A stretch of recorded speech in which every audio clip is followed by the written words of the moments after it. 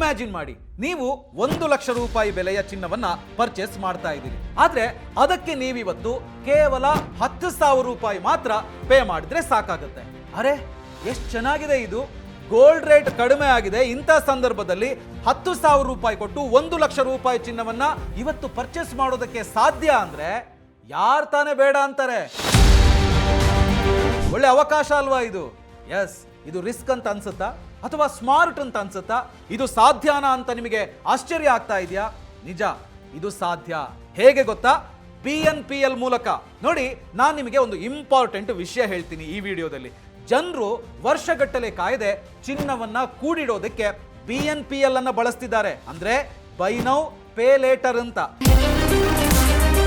ಆದ್ರೆ ಸತ್ಯ ಏನಂದ್ರೆ, ಇಲ್ಲಿ ಒಂದು ಸಣ್ಣ ತಪ್ಪು ಮಾಡಿದ್ರು ಕೂಡ ನಿಮಗೆ ಈ ಸ್ಟ್ರಾಟಜಿ ಉಲ್ಟಾ ಹೊಡೆಯುವಂತ ಚಾನ್ಸಸ್ ಇರುತ್ತೆ. ಹಾಗಾಗಿ ನಾನಿವತ್ತು ನಿಮಗೆ ಚಿನ್ನಕ್ಕಾಗಿ ಈ BNPL ಹೇಗೆ ಕೆಲಸ ಮಾಡುತ್ತೆ ಅನ್ನೋದನ್ನ ಕೆಲವು ರಿಯಲ್ ಎಕ್ಸಾಂಪಲ್ನೊಂದಿಗೆ ಸ್ಮಾರ್ಟ್ ಸ್ಟ್ರಾಟಜಿಗಳು ಮತ್ತು ಇದನ್ನ ಸರಿಯಾಗಿ ಬಳಸೋದು ಹೇಗೆ ಅನ್ನೋದನ್ನ ತಿಳಿಸ್ಕೊಡ್ತೀನಿ. ಸೊ ಈ ವಿಡಿಯೋನ ಕಂಪ್ಲೀಟ್ ಆಗಿ ನೋಡಿ. ಹಾಯ್, ಹಲೋ, ನಮಸ್ಕಾರ, ವೆಲ್ಕಮ್ ಟು ಬಾಸ್ವಾಲಾ. ನಾನು ಶೇಷಕೃಷ್ಣ ಭಟ್. ಎಸ್, ಇವತ್ತಿನ ವಿಡಿಯೋದಲ್ಲಿ ಚಿನ್ನವನ್ನ ಖರೀದಿಸೋದಕ್ಕೆ ಈ BNPL ಅನ್ನ ನೀವು ಹೇಗೆ ಬಳಸಬಹುದು ಅನ್ನೋದನ್ನ ಹಂತ ಹಂತವಾಗಿ ಹೇಳ್ತೀನಿ. ಅದು ಕೂಡ ರಿಯಲ್ ಲೈಫ್ ಎಕ್ಸಾಂಪಲ್, ಲೆಕ್ಕಾಚಾರಗಳು ಮತ್ತು ಸ್ಮಾರ್ಟ್ ಟಿಪ್ಸ್ಗಳೊಂದಿಗೆ. ಸೊ ಮೊದಲನೇದಾಗಿ ಈ BNPL ಅಂದ್ರೆ ಏನು ನೋಡಿ. BNPL ಅಂದ್ರೆ ಸಿಂಪಲ್ ಆಗಿ ಹೇಳಬೇಕು ಅಂತ ಹೇಳಿದ್ರೆ ಬೈ ನೌ ಪೇ ಲೇಟರ್. ಈಗಲೇ ಖರೀದಿಸಿ ನಂತರ ಪಾವತಿಸಿ ಅಂತ. ಸರಳವಾಗಿ ಸಿಂಪಲ್ ಆಗಿ ಹೇಳಬೇಕಂದ್ರೆ, ನೀವು ಇವತ್ತು ಚಿನ್ನವನ್ನ ಖರೀದಿಸ್ತೀರಿ ಅಂತ ಹೇಳಿದ್ರೆ ಅದಕ್ಕೆ ಪೂರ್ತಿ ಹಣವನ್ನ ನೀವು ಪೇ ಮಾಡಬೇಕಾಗಿಲ್ಲ. ಈಗ ಖರೀದಿಸಿ ನಂತರ ನೀವು ಕಂತುಗಳಲ್ಲಿ ಹಣವನ್ನ ಕಟ್ಟುತ್ತಾ ಹೋಗ್ಬೋದು. ನೋಡಿ, ಈ ಚಿನ್ನದ ವಿಚಾರಕ್ಕೆ ಬಂದಾಗ ಕೆಲವು ಪ್ಲಾಟ್ಫಾರ್ಮ್ಗಳು ನಿಮಗೆ ಕೆಲವೊಂದು ಅವಕಾಶಗಳನ್ನ ನೀಡ್ತವೆ. ಅದು ಏನೇನು ಅಂತ ಹೇಳಿ ಈಗ ಹೇಳ್ತಾ ಹೋಗ್ತೀನಿ. ನೋಡಿ, ಇವತ್ತೇ ಡಿಜಿಟಲ್ ಚಿನ್ನ ಅಥವಾ ಆಭರಣಗಳನ್ನ ಖರೀದಿಸಬಹುದು. ಮುಂದಿನ ದಿನಗಳಲ್ಲಿ EMI ಮೂಲಕ ಹಣವನ್ನ ಪಾವತಿಸಬಹುದು. ಕೆಲವೊಮ್ಮೆ ಝೀರೋ ಕಾಸ್ಟ್ EMI ಅಂದ್ರೆ ಶೂನ್ಯ ಬಡ್ಡಿ ದರ ಆಯ್ಕೆಗಳು ಕೂಡ ಇಲ್ಲಿರ್ತವೆ. ಉದಾಹರಣೆಗೆ ಹೇಳಬೇಕು ಅಂತ ಹೇಳಿದ್ರೆ, ಇವತ್ತು ಚಿನ್ನದ ಬೆಲೆ ಪ್ರತಿ ಗ್ರಾಮಿಗೆ 14,000 ರೂಪಾಯಿ ಇದೆ ಅಂತ ಹೇಳಿ ಅನ್ಕೊಳ್ಳೋಣ. ನೀವು 10 ಗ್ರಾಮ್ ಚಿನ್ನವನ್ನ ಖರೀದಿಸಬೇಕು ಅಂತ ಹೇಳಿದ್ರೆ ಎಷ್ಟಾಗುತ್ತೆ? 1,40,000 ರೂಪಾಯಿ ಬೇಕಾಗುತ್ತೆ. ಅದೇ BNPL ಅನ್ನ ಬಳಸಿದ್ರೆ ನೋಡಿ, ಇಲ್ಲಿ ನೀವು ಮುಂಗಡವಾಗಿ ಕೇವಲ 14,000 ರೂಪಾಯಿ ಮಾತ್ರ ಪೇ ಮಾಡ್ತೀರಿ. ಉಳಿದ 1,26,000 ರೂಪಾಯಿ ಹಣವನ್ನ EMI ಆಗಿ ವಿಂಗಡಿಸಲಾಗುತ್ತೆ. ಇದರಿಂದ ಏನಾಗುತ್ತೆ ಅಂತ ಹೇಳಿದ್ರೆ, ನೀವು ಕಾಯುವ ಬದಲು ನೀವು ಇಂದಿನ ಬೆಲೆಯಲ್ಲೇ ಚಿನ್ನವನ್ನ ಲಾಕ್ ಮಾಡಿದ ಹಾಗಾಗುತ್ತೆ. ಹಾಗಿದ್ರೆ ಈ BNPL ಅನ್ನ ಚಿನ್ನ ಖರೀದಿಸೋದಕ್ಕೆ ಯಾಕೆ ಬಳಸ್ತಾರೆ ಅಂತ ಹೇಳಿ ನೀವು ಕೇಳಬಹುದು. ನೋಡಿ, ಅದಕ್ಕೆ ಪ್ರಮುಖವಾದಂತ ಕಾರಣಗಳಿದೆ. ನೋಡಿ, ಜನ ಚಿನ್ನ ಖರೀದಿಸೋದಕ್ಕೆ BNPL ಸ್ಟ್ರಾಟಜಿಯನ್ನ ಬಳಸೋದಕ್ಕೆ 3 ಪ್ರಮುಖ ಕಾರಣಗಳಿದಾವೆ. ಏನು ಅಂತ ಹೇಳಿದ್ರೆ, ಮೊದಲನೇದು ಚಿನ್ನದ ಬೆಲೆಯನ್ನ ಲಾಕ್ ಮಾಡೋದು. ಇದರಿಂದ ಏನಾಗುತ್ತೆ, ಮುಂದೆ ಚಿನ್ನದ ಬೆಲೆ ಹೆಚ್ಚಾದ್ರೆ ನಿಮಗೆ ಇದರಿಂದ ಲಾಭ ಆಗುತ್ತೆ. ಹೇಗೆ ಅಂತ ಹೇಳಿ ನಾನು ನಿಮಗೆ ಒಂದು ಉದಾಹರಣೆಯನ್ನ ಕೊಟ್ಟು ಹೇಳ್ತೀನಿ. ನೋಡಿ, ಉದಾಹರಣೆಗೆ ಇವತ್ತು 1 ಗ್ರಾಮ್ ಚಿನ್ನದ ಬೆಲೆ 14,000 ರೂಪಾಯಿ ಇದೆ ಅಂತ ಅನ್ಕೊಳ್ಳೋಣ. ಅದೇ 1 ವರ್ಷದ ನಂತರ 1 ಗ್ರಾಮ್ ಚಿನ್ನದ ಬೆಲೆ 16,000 ರೂಪಾಯಿ ಆಗುತ್ತೆ ಅಂತ ಹೇಳಿ ಅನ್ಕೊಳ್ಳೋಣ. ನೀವು ಈಗಾಗಲೇ ಅದನ್ನ 14,000 ರೂಪಾಯಿಗೆ ಲಾಕ್ ಮಾಡಿರ್ತೀರಿ. ಇದರಿಂದಾಗಿ ನಿಮಗೆ ಲಾಭವಾಗುವಂತ ಸಾಧ್ಯತೆ ಇದೆ. ಇನ್ನು ಎರಡನೇದು, ಒಟ್ಟಿಗೆ ದೊಡ್ಡ ಮೊತ್ತದ ಹಣದ ಅಗತ್ಯ ಇಲ್ಲ. ನಾನಾಗ್ಲೇ ಹೇಳಿದೆ, ನೀವು 1,00,000 ಮೌಲ್ಯದ ಚಿನ್ನವನ್ನ ಖರೀದಿಸಬೇಕು ಅಂತ ಹೇಳಿದ್ರೆ ನಿಮ್ಮ ಬ್ಯಾಂಕ್ ಅಕೌಂಟ್ ನಲ್ಲಿ 1,00,000 ರೂಪಾಯಿ ಇರಲೇಬೇಕು ಅಂತ ಏನಿಲ್ಲ.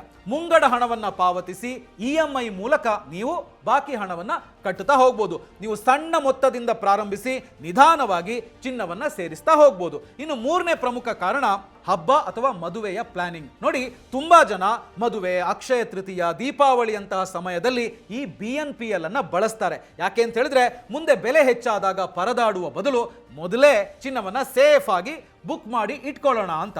ಸೊ ಜನ BNPL ಅನ್ನ ಬಳಸೋದಕ್ಕೆ ಇದು ಪ್ರಮುಖವಾದಂತ ಕಾರಣಗಳು. ನೋಡಿ, ಈಗ ಇದು ಇಂದಿನ ಮಾರುಕಟ್ಟೆಯಲ್ಲಿ ಹೇಗೆ ಕೆಲಸ ಮಾಡುತ್ತೆ ಅನ್ನೋದಕ್ಕೆ ನಾನು ನಿಮಗೊಂದು ರಿಯಲ್ ಎಕ್ಸಾಂಪಲ್ ಕೊಡ್ತೀನಿ. ಒಂದು ಉದಾಹರಣೆ ಸಮೇತ ನಿಮಗೆ ಎಕ್ಸ್ಪ್ಲೈನ್ ಮಾಡ್ತೀನಿ. ನೋಡಿ, ಚಿನ್ನದ ಬೆಲೆಯಲ್ಲಿ ಈಗ ಇಳಿಕೆ ಕಂಡು ಬರ್ತಾ ಇದೆ. ಮಾರ್ಚ್ ಆರಂಭದ ದಿನದಿಂದ ಗಮನಿಸಿದ್ರೆ ಗೋಲ್ಡ್ ರೇಟ್ ನಲ್ಲಿ ಗಣನೀಯವಾಗಿ ಇಳಿಕೆಯಾಗಿದೆ. ಹಾಗಾದಾಗ ಜನ ಏನ್ ಮಾಡ್ತಾರೆ, ಆದಷ್ಟು ಹೆಚ್ಚು ಚಿನ್ನವನ್ನ ಖರೀದಿಸೋದಕ್ಕೆ ಮುಗಿ ಬೀಳ್ತಾರೆ. ಆದ್ರೆ ತುಂಬಾ ಜನರಿಗೆ ಎದುರಾಗುವಂತಹ ಸವಾಲು ಏನು ಅಂತ ಹೇಳಿದ್ರೆ ಹಣಕಾಸಿನದ್ದು.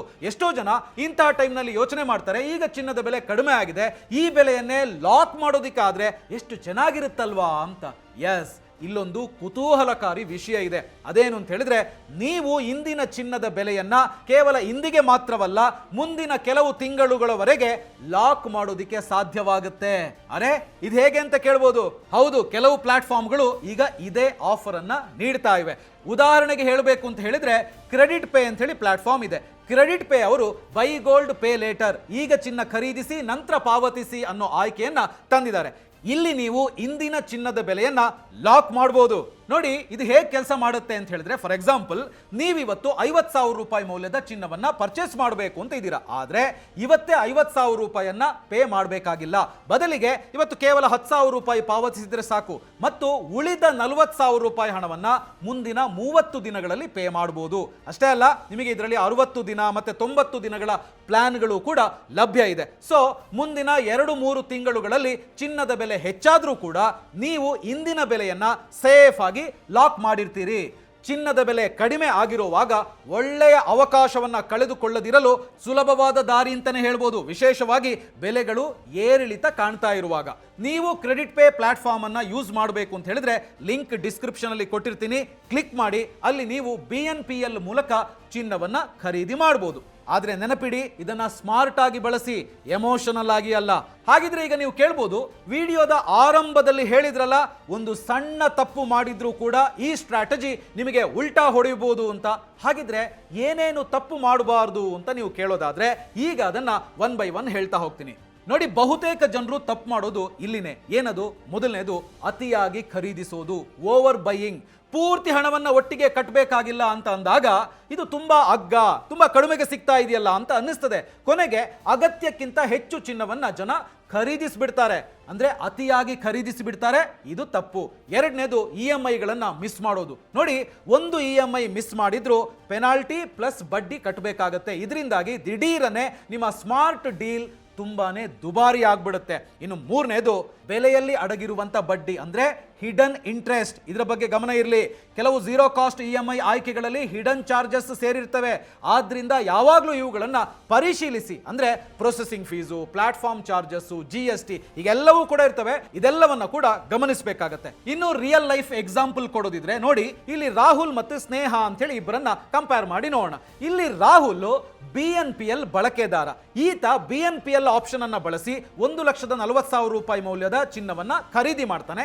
ಮುಂಗಡವಾಗಿ 14,000 ರೂಪಾಯಿ ಮಾತ್ರ ಪೇ ಮಾಡ್ತಾನೆ. ಇನ್ನು EMI ಹಾಕೊಳ್ತಾನೆ 10,500 ರೂಪಾಯಿ ಅಂತೆ. 12 ತಿಂಗಳು EMI ಇರುತ್ತೆ. ಸೊ ಇಲ್ಲಿ ಒಟ್ಟು ಪಾವತಿಸಿದ್ದು 1,40,000 ರೂಪಾಯಿ. ಯಾವುದೇ ಹೆಚ್ಚುವರಿ ವೆಚ್ಚ ಇಲ್ಲ, ಹಿಡನ್ ಚಾರ್ಜಸ್ ಇಲ್ಲ ಅಂತ ಹೇಳಿ ಇಲ್ಲಿ ಭಾವಿಸೋಣ. ಹಾಗೇನೆ ಮತ್ತೊಬ್ರು ಸ್ನೇಹ ಅವರು ಹಣ ಉಳಿತಾಯ ಮಾಡಿ ಕಾಯ್ತಾರೆ. ಹೆಂಗೆ? ನೋಡಿ, ತಿಂಗಳಿಗೆ 11,500 ರೂಪಾಯಿ ಉಳಿಸ್ತಾರೆ. 1 ವರ್ಷದ ನಂತರ ಚಿನ್ನವನ್ನ ಖರೀದಿಸ್ತಾರೆ. ಆದ್ರೆ ಆಗ ಚಿನ್ನದ ಬೆಲೆ 10% ಹೆಚ್ಚಾಗಿರುತ್ತೆ ಅಂತ ಇಟ್ಕೊಳ್ಳೋಣ. ಆದ್ದರಿಂದ ಅವರು ಅದೇ ಚಿನ್ನಕ್ಕೆ 1,54,000 ರೂಪಾಯಿ ಪೇ ಮಾಡ್ತಾರೆ. ಈ ಸಂದರ್ಭದಲ್ಲಿ ಯಾರಿಗೆ ಲಾಭ ಆಯ್ತು? ಆದ್ರೆ ನೆನಪಲ್ಲಿಟ್ಕೊಳ್ಳಿ, ಮತ್ತೆ ಹೇಳ್ತಾ ಇದ್ದೀನಿ, ಒಂದ್ ವೇಳೆ ರಾಹುಲ್ ಏನಾದ್ರೂ EMI ಅನ್ನ ಮಿಸ್ ಮಾಡಿದ್ರೆ ಅಥವಾ ಎಕ್ಸ್ಟ್ರಾ ಚಾರ್ಜ್ ಕಟ್ಟಿದ್ರೆ ಆ ಲಾಭ ಮಾಯವಾಗ್ಬಿಡುತ್ತೆ. ಸೊ ಇದು ಗಮನದಲ್ಲಿ ಇರಬೇಕಾಗತ್ತೆ. ಸೊ ಹಾಗಿದ್ರೆ ಚಿನ್ನ ಖರೀದಿಸೋದಿಕ್ಕೆ BNPL ಅನ್ನ ಬಳಸೋದಿದ್ರೆ ಒಂದು ಸ್ಮಾರ್ಟ್ ಸ್ಟ್ರಾಟಜಿ ಇದೆ. ಅದೇನು ಅಂತ ಹೇಳಿ ಅದನ್ನ ಹೇಳ್ತೀನಿ, ನೀವು ಅದನ್ನ ಬಳಸಬಹುದು. ನೀವು ಚಿನ್ನಕ್ಕಾಗಿ BNPL ಬಳಸಲು ಬಯಸಿದ್ರೆ ಈ ಸ್ಟ್ರಾಟಜಿಗಳನ್ನ, ಈ ರೂಲ್ಸ್ ಅನ್ನ ಯೂಸ್ ಮಾಡ್ಕೊಳ್ಳಿ. ನೋಡಿ, ರೂಲ್ ನಂಬರ್ 1, ನಿಮಗೆ ಕಟ್ಟಲು ಸಾಧ್ಯವಿರುವಷ್ಟನ್ನ ಮಾತ್ರ ಖರೀದಿಸಿ. ಅಂದ್ರೆ ನಿಮ್ಮ EMI 5,000 ರೂಪಾಯಿ ಆಗಿದ್ರೆ ಅದನ್ನ ನೀವು ಸುಲಭವಾಗಿ ಕಟ್ಟಬಲ್ಲಿರಿ ಅಂತ ಆದ್ರೆ ಮಾತ್ರ ಅಷ್ಟು EMI ಬರುವಷ್ಟು ಮಾತ್ರ ಚಿನ್ನವನ್ನ ಪರ್ಚೇಸ್ ಮಾಡಿ. ರೂಲ್ ನಂಬರ್ 2, ಕಡಿಮೆ ಅವಧಿಯ ಕಂತುಗಳನ್ನ ಆರಿಸಿಕೊಳ್ಳಿ. ಅಂದ್ರೆ ಏನು? ನೋಡಿ, EMIಗಳನ್ನ ತುಂಬಾ ಉದ್ದ ಎಳಿಬೇಡಿ. 12 ತಿಂಗಳು, 24 ತಿಂಗಳಿಗಿಂತ 3 ತಿಂಗಳು, 6 ತಿಂಗಳು ಇದು ಸೇಫ್ ಅಂತ ಹೇಳ್ಬೋದು. BNPL ಆಪ್ಷನ್ ಮೂಲಕ ನೀವು ಚಿನ್ನವನ್ನ ಖರೀದಿ ಮಾಡೋದಿದ್ರೆ. ಇನ್ನು ರೂಲ್ ನಂಬರ್ 3, ಉಳಿತಾಯದೊಂದಿಗೆ ಸೇರಿಸಿ, ಕಂಬೈನ್ ವಿತ್ ಸೇವಿಂಗ್ಸ್. ಅಂದ್ರೆ ಸಂಪೂರ್ಣವಾಗಿ BNPL ಮೇಲೆ ಅವಲಂಬಿತರಾಗುವ ಬದಲು 30ರಿಂದ 50% ಮುಂಗಡವಾಗಿ ಪಾವತಿಸಿ. ಉಳಿದ ಹಣಕ್ಕೆ ಮಾತ್ರ BNPL ಅನ್ನ ಬಳಸಿ. ಇನ್ನು ರೂಲ್ ನಂಬರ್ 4, ಚಿನ್ನದ ಬೆಲೆಗಳನ್ನ ಟ್ರ್ಯಾಕ್ ಮಾಡಿ. ಅಂದ್ರೆ BNPL ಅನ್ನ ಚಿನ್ನದ ಬೆಲೆ ಏರುವ ನಿರೀಕ್ಷೆ ಇದ್ದಾಗ ಈ ಸಮಯದಲ್ಲಿ ಮಾತ್ರ ಬಳಸಿ ಅಂತ, ಬೆಲೆಗಳು ತುಂಬಾ ಹೆಚ್ಚಾಗಿರುವಾಗ ಅಲ್ಲ. ಇನ್ನು ರೂಲ್ ನಂಬರ್ 5, ನಿಯಮಗಳನ್ನ ಎಚ್ಚರಿಕೆಯಿಂದ ಓದಿ. ಟರ್ಮ್ಸ್ ಅಂಡ್ ಕಂಡೀಷನ್ಸ್ ಅನ್ನ ಓದ್ಕೊಳ್ಳಿ. ಯಾವಾಗಲೂ ಇವುಗಳನ್ನು ಪರಿಶೀಲಿಸಬೇಕು ನೀವು. ಏನೇನು? ಬಡ್ಡಿ ದರ, ಅದಾದ್ಮೇಲೆ ಹಿಡನ್ ಚಾರ್ಜಸ್ಸು, ತಡವಾಗಿ ಕಟ್ಟಿದ್ರೆ ಬೀಳುವಂತ ಪೆನಾಲ್ಟಿ. ಸೊ ಇದೆಲ್ಲವನ್ನ ಕೂಡ ನೀವು ಮೊದಲೇ ನೋಡಬೇಕು, ಓದ್ಕೊಂಡಿರ್ಬೇಕು.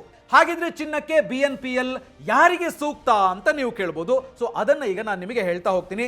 ಚಿನ್ನಕ್ಕೆ BNPL ಯಾರ್ಯಾರಿಗೆ ಸೂಕ್ತ ಅಂತ ಹೇಳಿದ್ರೆ, ಮೊದಲನೇದಾಗಿ ಸ್ಥಿರವಾದ ಆದಾಯ ಇರುವಂತವರಿಗೆ, ಅಂದ್ರೆ ಸ್ಟೇಬಲ್ ಇನ್ಕಮ್ ಇರುವಂತವರಿಗೆ, ಮದುವೆಗೆ ಪ್ಲಾನ್ ಮಾಡ್ತಾ ಇರುವಂತವರಿಗೆ, ತಪ್ಪದೆ EMI ಕಟ್ಟುವಂತ ಶಿಸ್ತು ಇರುವಂತವರಿಗೆ. ಹಾಗಿದ್ರೆ ಈಗ ನೀವು ಕೇಳ್ಬೋದು, ಯಾರು ಚಿನ್ನಕ್ಕೆ BNPL ಬಳಸಬಾರದು ಅಂತ ಹೇಳಿ. ನೋಡಿ, ಯಾರ್ಯಾರು ಅಂತ ಹೇಳಿದ್ರೆ, ಇವ್ರು ಇದನ್ನ ಬಳಸಬೇಡಿ, ಇವ್ರು ಇದನ್ನ ತಗೋಬೇಡಿ, BNPL ಯೂಸ್ ಮಾಡಬೇಡಿ, ಸರಿಯಾದ ಆದಾಯ ಇಲ್ಲದೆ ಇದ್ರೆ, ಈಗಾಗಲೇ ಸಾಕಷ್ಟು ಸಾಲಗಳಿದ್ರೆ, EMI ಕಟ್ಟೋದಕ್ಕೆ ಕಷ್ಟಪಡುವಂತವ್ರು ಇದ್ರೆ, ಇವರು ದಯವಿಟ್ಟು BNPL ಆಪ್ಷನ್ ಅನ್ನ ತಗೋಬೇಡಿ, BNPL ಮೂಲಕ ಚಿನ್ನವನ್ನ ಖರೀದಿಸಬೇಡಿ ಅಂತ ಹೇಳ್ತೀನಿ. ಸೊ ಫೈನಲಿ ಚಿನ್ನಕ್ಕಾಗಿ BNPL ಒಳ್ಳೆಯದ ಕೆಟ್ಟದ ಅನ್ನೋದು ನೀವು ಅದನ್ನ ಹೇಗೆ ಬಳಸ್ತೀರಿ ಅಂತ ಹೇಳೋದ್ರ ಮೇಲೆ ನಿಂತಿದೆ. ಸ್ಮಾರ್ಟ್ ಆಗಿ ನೀವು BNPL ಅನ್ನ ಬಳಸಿದ್ರೆ ನೀವು ಬೆಲೆಯನ್ನ ಲಾಕ್ ಮಾಡಬಹುದು, ನಿಧಾನವಾಗಿ ಚಿನ್ನವನ್ನ ಸೇರಿಸಬಹುದು, ಹಾಗೇನೆ ಒಳ್ಳೆಯ ರಿಟರ್ನ್ಸ್ ಅನ್ನ ಕೂಡ ಪಡಿಬಹುದು, ಒಟ್ಟಿಗೆ ದೊಡ್ಡ ಮೊತ್ತದ ಹಣ ಕೊಡೋದನ್ನ ತಪ್ಪಿಸಬಹುದು. ಆದ್ರೆ ನಿರ್ಲಕ್ಷ್ಯದಿಂದ ಬಳಸಿದ್ರೆ ಇದೊಂದು ಸಾಲದ ಸುಳಿ ಆಗುತ್ತೆ, ಡೆಪ್ ಟ್ರ್ಯಾಪ್ ಆಗುತ್ತೆ. ಹುಷಾರಾಗಿರಿ. ಇದು ರೆಕಮೆಂಡೇಶನ್ ಅಲ್ಲ, ಎಜುಕೇಶನ್ ಪರ್ಪಸ್ಗಾಗಿ ಮಾತ್ರ